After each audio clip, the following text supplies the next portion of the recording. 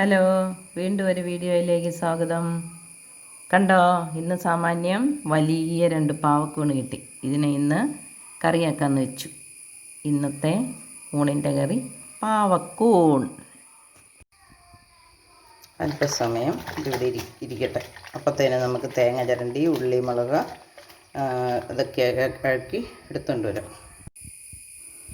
അപ്പം തേങ്ങ, ഉള്ളി, കാന്താരി എല്ലാം ചേർത്ത് ഇളക്കിയെടുത്തു. ഇനി നമുക്ക് അല്പം ഉപ്പും ചേർത്ത് തീയും കത്തിച്ച് വേവിക്കാം. കൂണിനധികം വേവില്ലല്ലോ, നമുക്ക് എന്തായെന്ന് നോക്കാം.